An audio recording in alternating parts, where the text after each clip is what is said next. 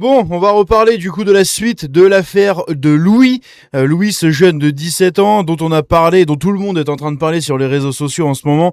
C'est en train d'en parler un peu sur les médias, notamment BFM TV qui en parle. Bref, on va regarder tout ce qu'on a eu de nouveau. On a eu des nouvelles vidéos, on a eu du nouveau contexte aussi pour comprendre un peu mieux cette agression et pourquoi on en est arrivé là. Et vous allez voir qu'encore une fois, la justice est absolument défaillante une nouvelle fois. Et surtout comme d'habitude, des rejetons de l'immigration qui tabassent des blancs, c'est pas la première fois et ce ne sera sûrement pas la dernière encore une fois. Bref, les gens vont commencer à se faire justice eux-mêmes et ça va être un délire. Ça va être un délire et là, tous les sous-fifres de Jean-Luc Mélenchon pourront pleurer en fait tout ce qu'ils voudront.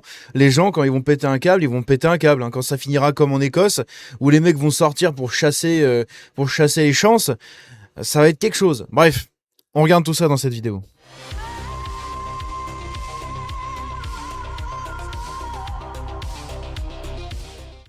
Donc déjà, voici le visage de 3 des 5 meurtriers de Louis, et potentiellement on a peut-être le 5e, à moins que le 5e ce soit un de ceux ici.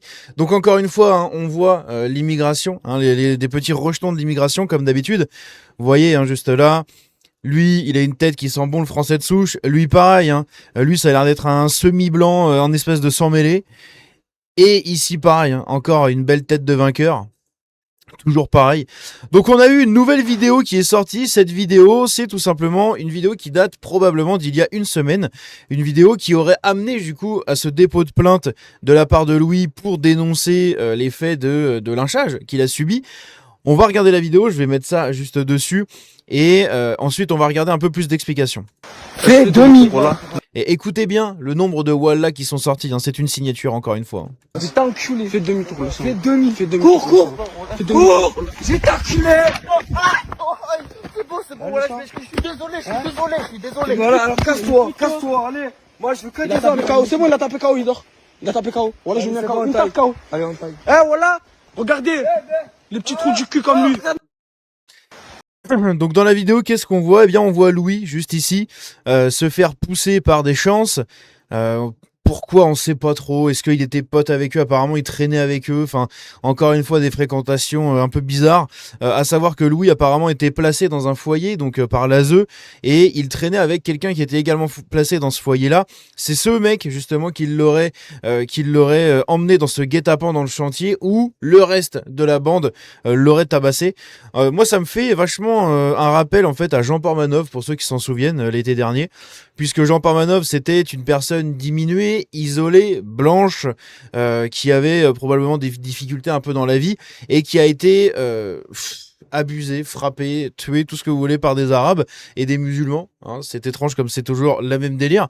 Et bien ici, j'ai l'impression que c'est un peu pareil. On a l'impression qu'ils sont un peu une bande, pas forcément de copains, mais Louis, c'est peut-être ses seuls potes ou les seules personnes en fait qui pouvaient qui le côtoyaient. Enfin, pour l'instant, on n'a pas d'autres informations, mais c'est un peu bizarre.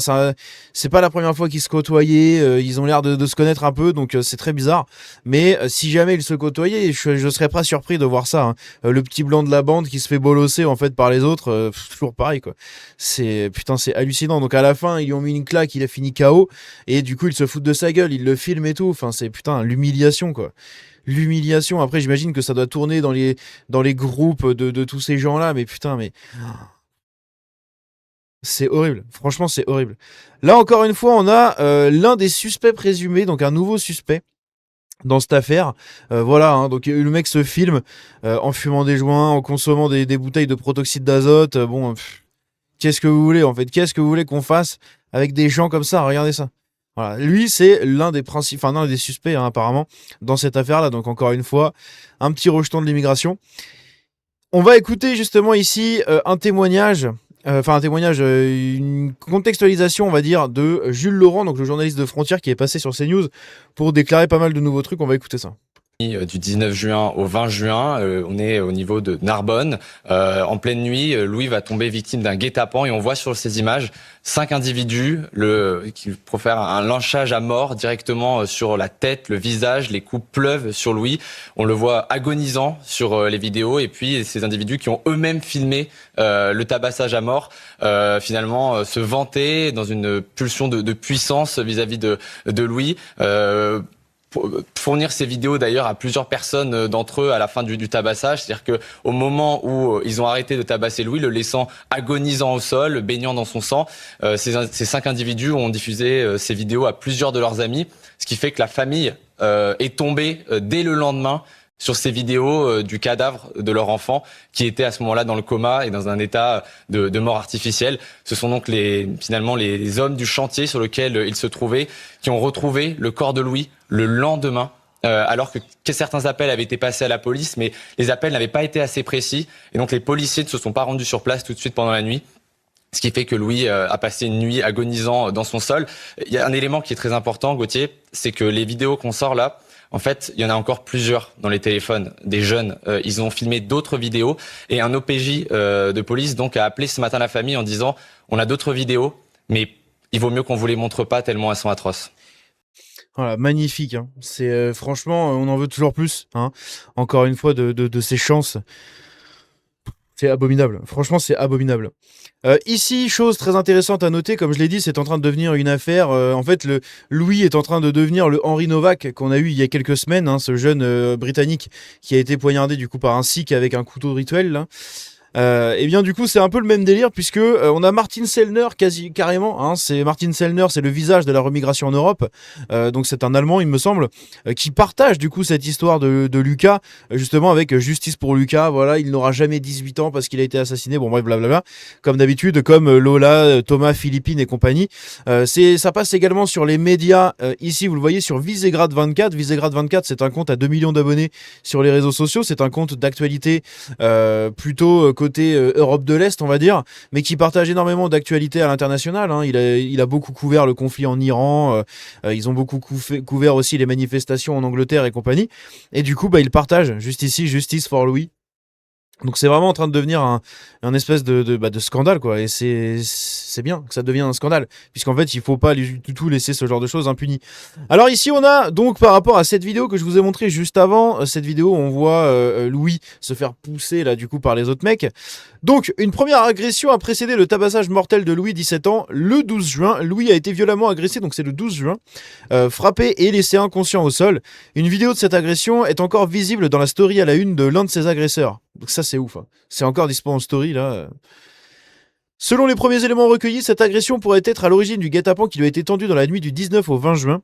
Suite à cette agression, Louis s'était rendu au commissariat et avait été entendu par les policiers. D'après les informations dont nous disposons, c'est à cette occasion qu'il a, pour la première fois, accepté de parler des faits de violence et du harcèlement qu'il subit de la part d'un groupe d'individus qu'il côtoie depuis quelques mois à l'ASE. Selon une piste de l'enquête, ce témoignage devant les policiers aurait pu provoquer la colère de plusieurs jeunes impliqués dans l'agression mortelle du 19 juin. On entend par ailleurs dans la vidéo de l'agression un individu crier « Tu parles au Schmitt ». On lui reproche donc d'avoir parlé à la police. Et voilà, hein. Ça fait suite du coup à ce truc-là. Donc c'est pour ça que je dis c'est probablement un espèce de Jean Portmanov un peu... un Jean Portmanov assez malheureux, bref. Ici on a une autre vidéo. Donc ça a été filmé par les agresseurs après qu'ils aient lynché du coup le Louis là dans le chantier. Ils se sont filmés dans le train au retour de ce truc là. Je vous laisse apprécier encore une fois, hein, lui, magnifique. Là, on voit un blanc racaillisé, donc c'est peut-être le seul blanc de la bande. Hein. Un blanc à moitié racaillisé, c'est peut-être même le copain de Louis, enfin, celui qui faisait son copain et qui l'a peut-être attiré dans le guet-apens, on sait pas. On rappelle les prénoms, hein. Les prénoms, c'est du Jordan, Kylian, Mathias, Jimmy et je sais plus quoi, l'autre prénom. Enfin bon, c'est des prénoms de racailles, de cassos, de Frankistan, là, de Nouvelle-France, absolument nul à chier. Bref, donc on voit hein, ici, très intéressant, encore une fois, le pattern. Mais vraiment, c'est juste le seul blanc ici là qui me fait dire que c'est peut-être lui hein, qui l'a tiré dans le guet-apens. Bref, donc 3 des assassins juste ici, plus celui dont on avait la photo que je vous ai montré un peu plus tôt. Ici, on a le témoignage de la tante de Louis, puisqu'en fait, les meurtriers sont revenus sur le lieu du crime. Et ça, c'est dingue. Écoutez ça. Après l'émission sur CNews, j'ai reçu une nouvelle vidéo qui n'avait pas encore été diffusée, où en fait ils reviennent sur les lieux et ils reviennent filmer Louis, qui est au sol, qui gît dans son sang, et ils le filment de près. Et cette vidéo-là, j'en avais pas encore eu connaissance, et je l'ai reçue 1h30 avant que vous arriviez. Quand est-ce qu'ils vont s'arrêter? Mais leurs copains dehors combien de vidéos ils ont diffusées de mon neveu, combien il y en a encore à venir. Vous vous rendez compte, elle n'est pas encore publique. Nous l'avons en notre possession. C'est hallucinant. C'est vraiment hallucinant, quoi, putain. Bref, voilà un peu les dernières nouvelles qu'on avait autour de Louis. Là, je vais vite fait essayer de fouiller avec vous les comptes d'infos là qui partageaient pas mal de trucs, notamment ce compte là qui avait partagé pas mal de vidéos. Non, il en a pas partagé d'autres. Je sais pas si le journaliste justement a repartagé d'autres trucs, mais de toute manière, on en reparlera. Non, c'est pas Juliette Briand, c'est Jules Laurent. On en reparlera de toute manière de cette affaire et de tout ce qui se passe, puisque bah, c'est absolument terrifiant. Alors, il y a une marche blanche qui aura lieu pour Louis ce week-end ou le week-end prochain. Apparemment, ça a été annoncé du coup sur CNews. Donc écoutez, pourquoi pas, encore une fois, je sais pas si les marches blanches servent vraiment à quelque chose en réalité. En fait, on a vu avec Liana, avec tout le reste, à chaque fois, il y a des marches blanches. Nous, nos enfants se font buter, on est là, on pleure. Voilà. Eux, leurs enfants se font buter par des flics ou des trucs, là, quand ils font des délits de fuite. Ça crame le pays, en fait. Il y a un problème de réaction à un moment. Hein. Littéralement, il y a vraiment un problème de réaction. Pourquoi, d'un côté, quand un enfant meurt, ça crame le pays, ça brûle, ça fait 1 milliard de dégâts dans tous les sens, ça devient un enfer invivable, la France. Et de l'autre côté, nos enfants meurent et on pleure en silence, quoi. On acquiesce, voilà. Vincent Lapierre qui se fait cracher dessus, il dit rien. C'est vraiment... c'est compliqué. Franchement, c'est compliqué. Bref, dites-moi ce que vous en pensez de tout ça dans les commentaires. On se dit à la prochaine. Prenez soin de vous. Ciao. Et que Dieu bénisse encore une fois Louis et sa famille et les accompagne dans cette épreuve.